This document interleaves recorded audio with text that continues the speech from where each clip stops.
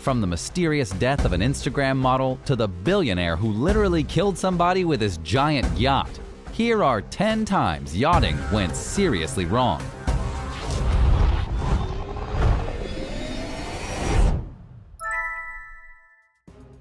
Number 10. Murder Mystery. Sinead McNamara was found dead on the Mayan Queen IV yacht in the Greek islands back in 2018.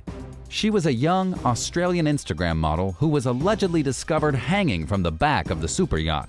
This superyacht belonged to the Mexican billionaire Alberta Balleres, with the yacht itself worth somewhere around $190 million. But here's the deal with this yacht disaster. Her death was labeled a suicide, despite the fact that this woman was only 20 years old with her whole life ahead of her. She was literally a model, and she'd packed all of her belongings in New South Wales and gone to work on the yacht in high spirits. The billionaire's yacht was traveling around Europe, and Sinead was arguably having the best time of her life. That is, until she abruptly called her mom to complain about an argument that she'd had with someone else on the yacht. The following day, she was found dead. The pieces obviously don't line up here, and it's pretty obvious that somebody else had a hand in her death. But because this man is a billionaire, the case has been quietly swept under the rug. I don't know about you, but I'd be concerned about traveling on some reclusive billionaire's yacht. But that's just me. The whole event is a tragedy, but something doesn't add up regardless. Number 9. Destroyed by fire. Imagine spending time cruising around on a luxury yacht when suddenly a fire breaks out. Fire on a boat? It doesn't intuitively sound dangerous. I mean, you are surrounded by water. But then again, the superyacht Reine d'Azur was anchored near Port-Cros in the Mediterranean when it suddenly burst into flames.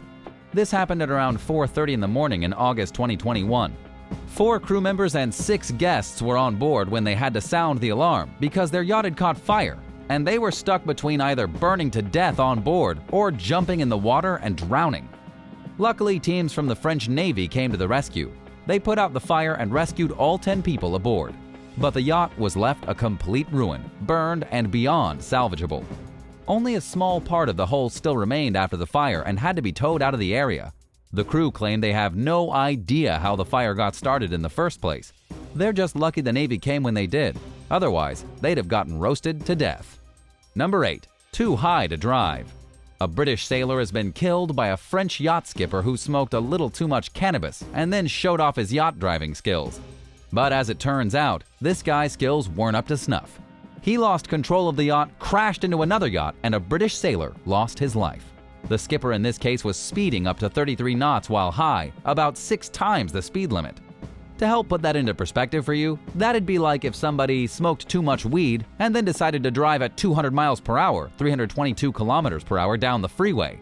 Given that, it's no surprise that the vessel plowed directly into another yacht and caused a total disaster. The perpetrator was piloting the yacht called Vision, and he drove it straight into another yacht called the Minx. Jake Feldware, a young man of only 29 years, was on the foredeck of the Minx, preparing to lift the anchor when he was struck so hard that he nearly exploded. It happened because the crews of both boats had been partying together throughout the day. When the Vision was leaving, the passengers on board asked that the skipper drive by the other yacht so that they could wave goodbye. But in an attempt to impress his passengers, the Frenchman tried to pass the Minx way too quickly. Jake, who had just completed his basic boat training and was enjoying his day out at sea, was in the wrong spot at the wrong time. According to the local reports, he died instantly from a head injury caused by the yacht crashing into the side of the boat. As for the high French yacht sailor who was responsible, well, he's already been charged with involuntary manslaughter. Number 7. A broken crane. Imagine, if you will, paying for a brand new luxury yacht and having it moved by crane only to have the cable snap and the boat sink to the bottom of the ocean. A very expensive yacht was recently caught on video getting destroyed when a crane cable snapped and the multi-million-dollar vessel slowly sank to its watery grave. Whoever rigged this thing up clearly didn't know what they were doing. Somebody was filming the new yacht being suspended in the air by the crane. But as it was slowly lifted out of the water, the front of the yacht began to tilt. Suddenly, it was tilting too much and the cable snapped, causing the yacht to flip forward and land upside down in the water. Within just seconds, water filled the yacht and it started to sink. Luckily, there was nobody on board the yacht when it was destroyed. We don't know exactly how much this thing was worth, but similar yachts are worth somewhere around $6.2 million. Even if you're filthy rich, that's still quite a bit of money to lose for a broken toy. If you had $6.2 million lying around, would you spend it on a yacht or something else? Let us know in the comments down below, and if you're liking the video, be sure to hit the thumbs up and subscribe buttons if you haven't already. Number 6. The Murder Yacht. The Well-Deserved is one of the creepiest yachts in the world. It's about 55 feet, 18 meters long, and is currently moored at Newport Beach. Its history goes back to November of 2004 when it became connected to a missing persons case. As it turned out, Skylar Delian, who had once been a child actor, plotted to steal the yacht with a friend John, who just so happened to be a gang member in Long Beach. Their plot to steal the boat turned into a double homicide. At the time, the yacht was owned by Tom and Jackie Hawks. They paid about $300,000 for it, and they traveled along the California coast and Mexico for the next 2 years. In 2004, they took their very last trip to Santa Catalina Island and then put up their boat for sale. They quickly found a buyer, and the sale was supposed to take place any day.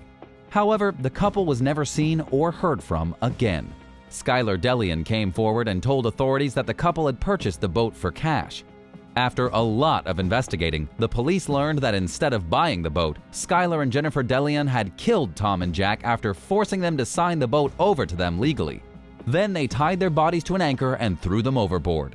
Delian has since been sentenced to death, while Jennifer has been sentenced to life in prison without the possibility of parole. Number 5. Crash landing. What is it with people and crashing their luxury yachts? Some wealthy folks just simply don't respect the hard work that had to go into making their beautiful boats. A luxury power yacht crashed into Robben Island in South Africa in June of 2021, and the 3 people on board had to be rescued by the National Sea Rescue Institute. The crash came because of a sudden fog that fell over the water and prevented those on the ship from seeing where they were going. They smashed right into the rocks. What's really terrible is that the luxury yacht had just been purchased the week before the crash. On the day of the incident, they left port at around 8 o'clock at night and were being rescued at about 1 o'clock in the morning, making this one of the shortest yachting adventures of all time. Number 4. Death by propeller. You heard that right. A boater accidentally killed somebody with the propeller of their yacht and then tried to flee the country to escape. The captain of a yacht in Miami has been detained and is now facing a federal charge of misconduct in connection to one of his passengers who died. His name is Mauricio Alvarez, and his charges come from the fact that his neglect caused an individual to be ripped apart. His passenger, Raul Menendez, was swimming near the boat on April 1st when, for some crazy reason, Alvarez engaged the engine and slammed the yacht into reverse. He literally backed up into the swimmer, shredding him into a bloody mess with the propellers. The dead guy was found by dive teams as if Freddy Krueger had gotten a hold of him, sliced up like an onion. Rather than turn himself into the police, Alvarez tried to escape the country. 5 days after the death, he was arrested at the Fort Lauderdale Hollywood International Airport while trying to flee the United States.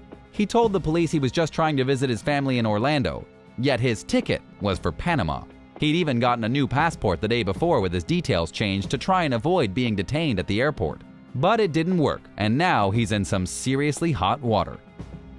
Number 3. Death by pirates. Milan Ergemeyer, a 55-year-old from Ottawa, Canada, was murdered aboard his sailboat by pirates. And no, this did not happen in 1675. It happened just recently off the coast of Honduras. The Canadian tourist was on an extended sailing trip when pirates spotted his yacht, boarded it, shot the guy to death, then ran away. He'd been on his trip for a year and a half before it was rudely interrupted by the pirates. But the story is even more tragic than that. His daughter had actually joined him on the trip just shortly before the incident. She had to stand there and watch as the pirates gunned down her father without even being provoked. Thinking quickly, she managed to get a hold of a flare gun and point it in the pirates' faces, screaming at them to get off her boat.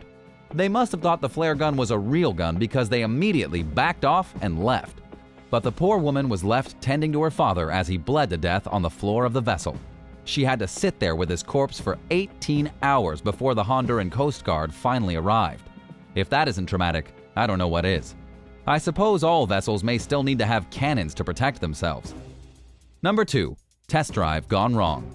Robert Morris from Vermont took a yacht worth $1.2 million for what he called a test drive. He took the yacht from where it was anchored in New York on a Monday morning and drove it all the way to St. Albans, Vermont.